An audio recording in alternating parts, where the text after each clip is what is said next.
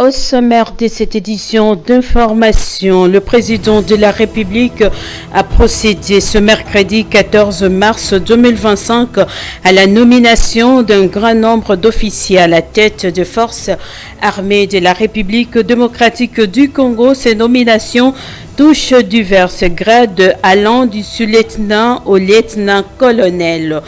Et puis aujourd'hui, le monde célèbre la journée mondiale de la famille en République démocratique du Congo. Plusieurs familles se définissent plus au regard de nombreux défis qu'elles traversent pour répondre aux besoins et devoirs des enfants. Les détails, c'est tout de suite dans ces journaux. Heureuse pour moi de vous retrouver pour vous informer, mesdames et messieurs, bienvenue dans cette grande édition du journal. Dans une série d'ordonnances présidentielles rendues publiques le mercredi 14 mai 2025 sur la chaîne nationale RTNC, le président de la République, Félix-Antoine Tshisekedi Tshilombo, a procédé à la nomination d'un grand nombre d'officiers à la tête des forces armées de la République démocratique du Congo. Ces nominations s'inscrivent dans la dynamique des réformes et des professionnalisations de l'armée nationale touchant divers grades allant du sous-lieutenant au lieutenant-colonel. Suivez cet extrait choisi par Lydie Diamba. Article 1er. Sont investis en qualité de membres du Conseil économique et social les personnes ci-après. Abokuma Bitanzale Joachim Paulin. Akonda et Kongolo Jean-Claude. Asanemane Mawai Evelyne. Atadra Soura Scolastique. Atum Kasunin Eze. Bekanga Bokota Évariste. Belade Wapukoko de Jésus. Belao Bila Espérance. Bikindu Bitomene Daniel. Binumbi Wakuzia Lavoisier. Dimanja Eluya Kondo Célestin. Ikongo Isekotoko Boyo José. Ipanga Chibwila Charles. Kalombo Chamboui Justin. Kasusula Djouma Lokali Bernard. Kavira Kabuo Gogo. Kazima Tamungo Thérèse. Kiloka Ngoy Roland. Kinyama Lusamanya Jacques. Kiwakana Kimayala Jean-Pierre. Congo Tandelo Méridor. Coucou Jedila Guy. Kiaboba Kasobwa Léon. Loueteta à Loueteta Constant. Lukunga Katanga Félicien. Lutete Nkailu Ani. Luyela Yengai Yeng Honoré. Madebe Nkamanyampala Petronel. Makuya Kiukulu Sarah. Malumba Kalombo Robert. Martins Elias Kabengele Astrid. Mashika Bin Kasongo Albert. Mbakata Tula Sylvie. Mbumba Chimankinda Ibrahim. Mbuta Kabamba Alfred. Mfuna Pululu Joseph. Mpulu Yembela Béatrice. Mubenga Ngalula Blaise. Mudumbula Makola Guy. Mukendi Batulekela Walter.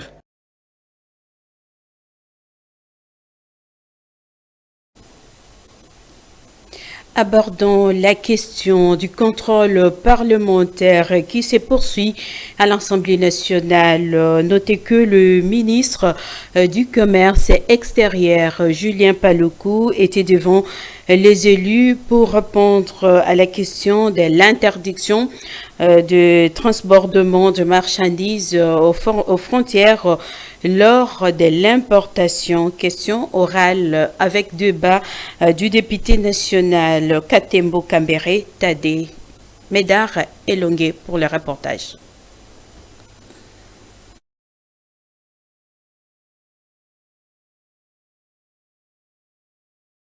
Le contrôle parlementaire entamé le 8 mai se poursuit sans anicroche à la Chambre basse du Parlement. Sous la direction du président de l'Assemblée nationale, le professeur Vital Kamere, une question orale avec débat a été examinée le mercredi 14 mai 2025. Il s'agit de la question orale avec débat du député national Katembo Kambere Tade, adressée au ministre du Commerce extérieur, Julien Paluku Kaongia, sur l'interdiction du transbordement des marchandises aux frontières hors de l'importation. Par cette mesure d'information prévue dans l'article 178 du règlement intérieur de l'Assemblée nationale, l'auteur se pose une seule et unique question, celle de savoir comment le ministre du Commerce extérieur justifie-t-il l'interdiction du transbordement des marchandises aux frontières au lieu de se consacrer à la lutte contre le fractionnement tel que stipulé dans le programme d'action du gouvernement dans son premier pilier. En réponse à cette unique préoccupation du député national Tade Katembo, le ministre Julien Paluku révèle que la guerre qui sévit dans la partie est de la République démocratique du Congo cristallise également une guerre économique visible à travers un transbordement non encadré et un fractionnement devenu la règle. Il s'en est suivi la traditionnelle série des questions des élus du peuple, parmi lesquelles la problématique de la gestion de la frontière de Kasumbalesa occasionnant des difficultés économiques majeures dans le Haut-Katanga, les embouteillages de gros camions sur la route, la multiplicité des taxes parafiscales mettant en mal le droit de douane, la fraude et la corruption, l'amélioration du climat des affaires, la promotion des industries locales, la politique d'assainissement de l'importation de produits pharmaceutiques, la qualité douteuse des aliments autorisés par l'OCC, la protection des PME martyrisées par les taxes, autant de difficultés évoquées par la représentation nationale. Depuis quelques mois, il s'observe une sorte d'incompréhension entre votre ministère et les opérateurs économiques au sujet de certaines décisions relatives à des initiatives de réglementation du commerce au niveau des frontières, dont l'interdiction du transbordement de marchandises. Cette situation aurait été même à la base d'une grève au niveau du poste frontalier de Kasumbalesa. Comment justifiez-vous l'interdiction du transbordement de marchandises aux frontières au lieu de la lutte contre le fractionnement tel que retenu dans le programme d'action du gouvernement?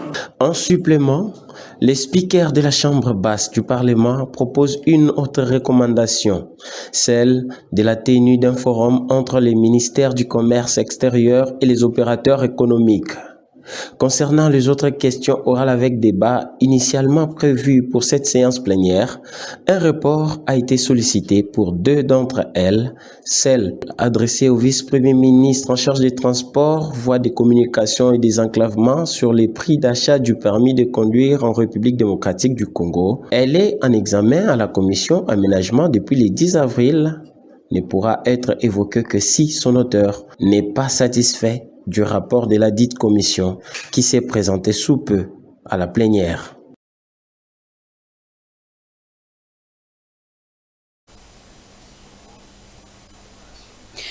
Comme annoncé dans les titres, le monde entier célèbre le 15 mai de chaque année la journée mondiale de famille. En République démocratique du Congo, les familles se voient confrontées à de nombreux défis, notamment le manque du travail stable pour les parents en vue de répondre de façon adéquate aux besoins de leurs enfants, cause de la dépravation de mœurs chez les jeunes. Encore une fois, Médard Elongue pour le reportage. Instaurée depuis 1993 par les Nations Unies, la Journée mondiale de la famille est célébrée chaque année le 15 mai. Cette journée vise à souligner l'importance de la famille en tant que cellule de base de la société et attirer l'attention sur les enjeux qui la détruisent. En 2025, cette journée est célébrée sous le thème « Les politiques familiales pour le développement durable » vers le deuxième sommet mondial pour le développement social. Cependant, en République démocratique du Congo, c'est une occasion de réfléchir sur les défis auxquels sont confrontées les familles congolaises et d'explorer des solutions pour renforcer leur rôle fondamental dans la société. Malgré de nombreuses initiatives du gouvernement, les familles congolaises font face à de nombreux défis, notamment le manque d'emplois stables et de revenus suffisants empêche plusieurs parents à subvenir de façon adéquate aux besoins de leurs enfants, ce qui affecte leur éducation et leur bien-être. Selon plusieurs experts, cette situation est la cause de la dépravation de mœurs chez les jeunes. Certains sont contraints de fuir le foyer familial pour survivre. Il est donc à noter que la famille est d'une grande importance, étant la cellule de base de la société congolaise. Ainsi, des initiatives de la société civile, notamment à Lubumbashi, Kisangani ou à Kinshasa, ont mis l'accent sur l'importance du dialogue permanent au sein des familles pour préserver les bonnes mœurs et renforcer la cohésion sociale.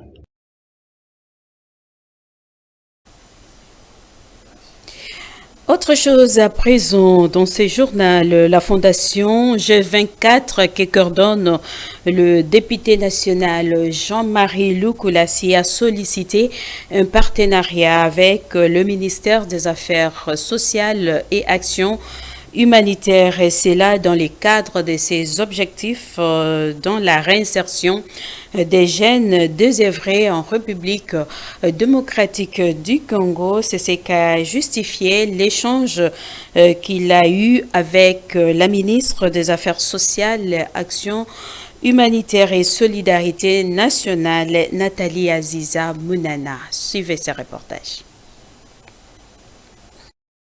Engagée dans la lutte contre les violences urbaines et la réinsertion de jeunes vulnérables, la Fondation G24 figure parmi les structures qui militent par des actions concrètes pour offrir des opportunités aux personnes marginalisées en République démocratique du Congo. Reçue par la ministre des Affaires sociales et Action humanitaire, Nathalie Aziza Mounana, le président de la Fondation G24, Jean-Marie Lukulassi, a voulu par cette voie solliciter un partenariat avec le ministère des Affaires sociales pour mener ensemble ce projet en charge des réinsertions des jeunes désœuvrés à Kinshasa et en République démocratique du Congo. Le directeur général de la Fondation G24 a, au cours de cette audience, insisté sur la nécessité d'une réinsertion efficace. Et nous sortons satisfaits de cet entretien, dans ce partenariat qui nous permettra à G24, de l'honorable Jean-Marie Lukulassi et au ministère, d'œuvrer ensemble dans l'intérêt de la jeunesse. Et donc très bientôt, très rapidement d'ailleurs, ce partenariat va être mis en place, un accompagnement du ministère également, et donc ça nous permettra, comme j'ai dit, d'atteindre ensemble nos objectifs. La Fondation G24 déploie un plan d'action axé sur l'autonomisation de jeunes, hommes et femmes, afin de leur offrir un avenir stable et des perspectives d'emploi durable. La médecine légale en République démocratique du Congo dispose à présent d'une nouvelle maquette de formation. Cette dernière est dans le but de former les experts compétents et polyvalents capables de contribuer de manière significative à la résolution d'affaires judiciaires et criminelles en République démocratique du Congo.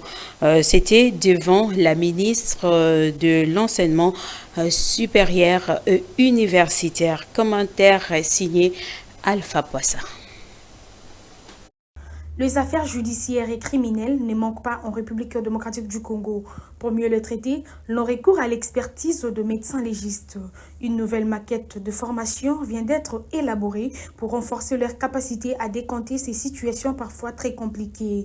Le Bureau conjoint des Nations Unies aux droits de l'homme a contribué à la mise en œuvre de cette nouvelle maquette. Ici que la RDC, dans ce domaine, fait figure d'exemple d'excellente coopération avec les Nations Unies dans le domaine des droits de l'homme. Le Conseil a donc, en 2022, donné un mandat pour apporter une assistance médico-légale aux autorités judiciaires et renforcer les capacités nationales. Il y a eu plusieurs renouvellements et le développement donc de cette maquette est la résultante, le fruit concret de cette coopération. Nous sommes donc fiers que c'est à vous que nous le présentions pour que, à votre tour, vous le présentiez au nom du monde académique aux plus hautes autorités de ce pays. Pour le recteur de l'Université de Kinshasa, la restructuration de cette filière a sa raison d'être. Jean-Marie Kayembe a estimé que la médecine est à la fois une science et un art. La médecine est réellement science et art, et cela se trouve confirmé par la discipline de médecine légale. Mon propos va se limiter à faire un plaidoyer. Ce plaidoyer, c'est demander à Madame la ministre de l'Enseignement supérieur et universitaire, dont nous remercions l'ouverture d'esprit. Certains parmi vous ne savent pas qu'elle est médecin. Elle est médecin, ceci pouvant expliquer cela. Lorsqu'on a des plaintes à présenter éventuellement pour innover, et c'est une deuxième opportunité, nous avons avec nous aujourd'hui deux complices. Le ministre de l'Enseignement supérieur et universitaire et le ministre de la Recherche scientifique et innovation technologique. Vous voilà liés aujourd'hui et pour les générations à venir. Présente à cette activité, la ministre de l'Enseignement supérieur et universitaire, à qui l'on a remis officiellement cette maquette de formation, n'a pas manqué d'encourager le travail des uns et des autres. Selon elle, cette avancée scientifique restera gravée dans l'histoire de notre pays. L'activité de ce jour consacre l'institutionnalisation de la médecine légale, restituant cette discipline scientifique en véritable pilier de développement, particulièrement dans le volet de la distribution de la justice. C'est ici l'occasion pour moi de témoigner ma profonde gratitude à l'équipe pluridisciplinaire d'experts nationaux et internationaux qui ont participé et contribué à l'aboutissement heureux de ces processus. Après plusieurs mois de travail, d'échanges scientifiques, des consultations sur les bonnes pratiques africaines et internationales et des validations collectives, nous avons aujourd'hui entre nos mains une maquette de formation de qualité porteuse d'avenir pour la République démocratique du Congo. Le renforcement de cette branche de la médecine va également servir à lutter contre les violations graves des droits de l'homme. Les violences faites aux femmes et aux enfants sont parmi les domaines qui seront particulièrement scrutés.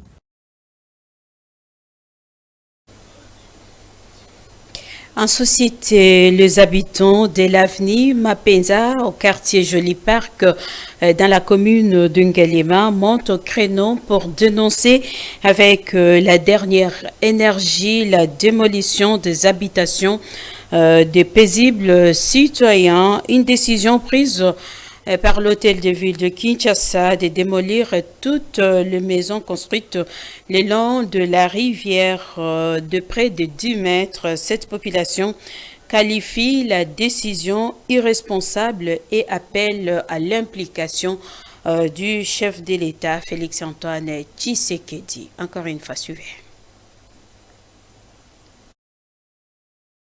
Les habitants du quartier Joli Parc Montfléry dans la commune de Ngaliema dénoncent avec la dernière énergie la démolition des maisons dont sont victimes les habitants de l'avenue Mapenza. Plusieurs familles passent la nuit sous la belle étoile afin de dénoncer ce qu'ils appellent des destructions méchantes alors qu'ils sont en règle avec l'État congolais. Les habitants de l'avenue Mapenza appellent à l'implication du chef de l'État pour une solution urgente. Akize biso balobi ke awa na Mofleri na Mapenza tozangi mikanda totongi illégalement. Celle justice na yo de ko permettre que ba suspendre ba travaux en attendant ba expliquer na nous peuple de quoi il s'agit parce que tokoki jamais comment on a ka batu baye ba bandi ko buka plus de 30 mètres sans ko signifier population sans mukanda eso signifie que baye pour na mission tel yango toye po yo kabiso celle yondo ko rétablir biso na ba droit na biso. Nous le peuple on ne peut pas rester dehors pendant que nous sommes en règle avec nos documents. Tous les documents na biso eza en règle avec l'État congolais. C'est l'État congolais qui nous a donné l'autorisation de bâtir là-bas. C'est l'État congolais sur le certificat d'enregistrement qu'on a reçu. Les individus m'ont dit que l'État ne m'a pas fait. Ceux qui m'ont besoin m'appeler pour l'intérêt public, en ordre, de manière correcte, ordonnée, et non cette barbarie qu'on est en train de vivre, papa. Yoka ole la biso. Ponde toza boso basi babukinda kwa komimu. Tosengi na yo papa trouver solution. Tozola libanda. Bana, basi ba soda, basi ba policier, na ba civil. Biso nyonso tout tozola libanda. Yo lobaki les peuples d'abord. Trouver solution à peuple na minute au papa. Cette décision a été prise par le TDV de Kinshasa après les inondations de pluie diluviennes qui se sont abattues dans la capitale depuis le mois d'avril, provoquant ainsi les pertes en vies humaines. C'est pour cette raison que le TDV de Kinshasa a ordonné la démolition de toutes les constructions le long de la rivière.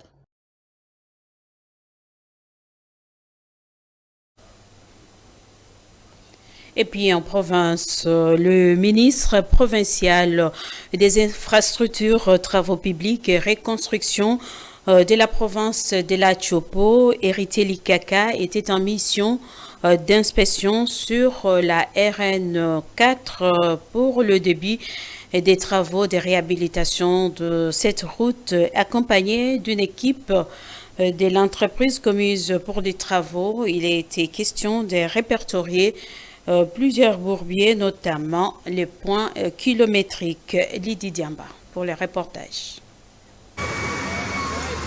Sur l'ordre du gouverneur de province de la Chopo, Paulin Lendongolia, le ministre provincial des infrastructures, travaux publics et reconstruction ITPR, Héritier Likaka, a fait une descente sur la route numéro 4, plus précisément au point kilométrique 64 à 65, en vue d'accélérer les travaux de bouchage bourdier qui s'étaient formés à cet endroit où une centaine de véhicules étaient bloqués il y a une semaine. Cette initiative du gouvernement provincial intervient dans un contexte où la route numéro 4, reliée Kisangani à Bunia, est dégradée à cause des pluies. Pour les usagers de ces tronçons, c'est un offre de soulagement.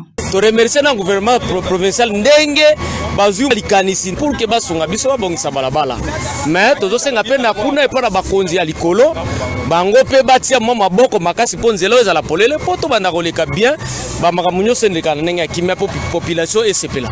Premièrement on vraiment féliciter le gouvernement provincial na acte ba poser pour le moment pour nzela oyo en tout cas to souffrir makasi excellence monsieur le gouverneur pour le ndongolevement atika bisote. Lors de sa visite, le ministre Héritier Likaka a rassuré les usagers de la ferme détermination du gouvernement provincial sous la direction de Paulin Lendongolia de mettre tout en œuvre pour établir, rattraper la circulation et éviter la flambée des prix des denrées alimentaires à Kisangani pendant cette période pluvieuse. Ici, je rassure la population tchopolaise avec l'effort des autorités nationales et provinciales qu'il n'y aura pas la hausse des prix des denrées alimentaires et même des produits pétrolier. Parce que nous sommes là sur terrain. S'il y a seulement des problèmes, si la route est RN4, nous allons descendre pour donner la solution plus vite possible. Le gouvernement provincial a exhorté l'entreprise chinoise d'accélérer les travaux de réhabilitation de la RN4 en vue de résoudre cette situation critique.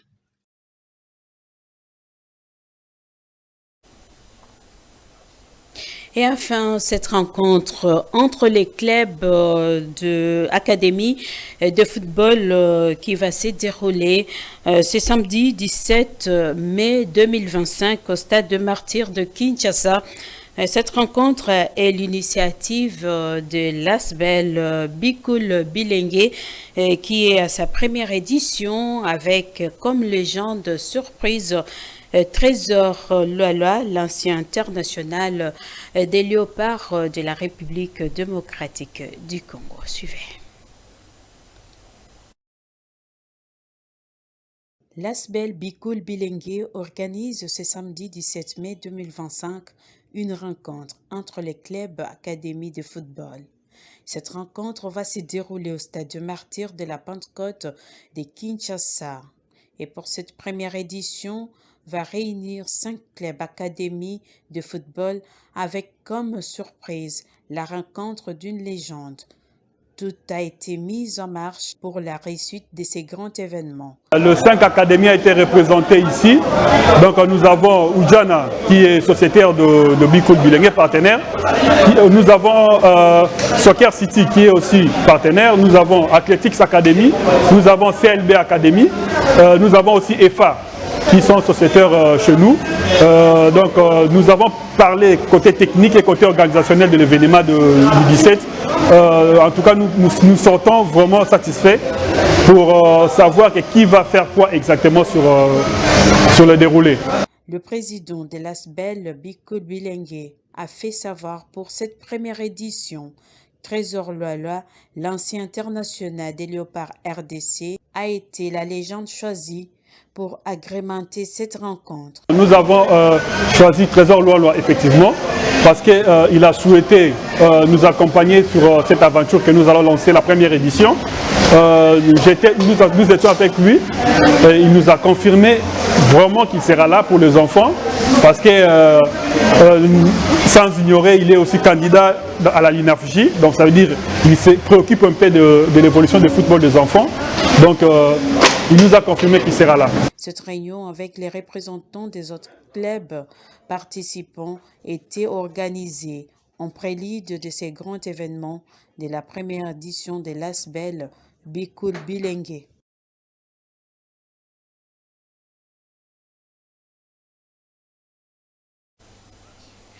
Mesdames et messieurs, c'est par cette note que nous bouclons cette édition d'information, mais bien avant cela, les rappels de titres.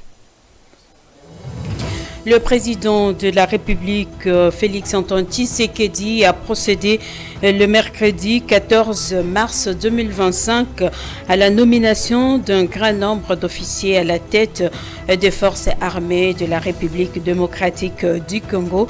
Ces nominations touchent divers grades allant du sous-lieutenant au lieutenant-colonel. Puis aujourd'hui, le monde a célébré la journée mondiale de la famille.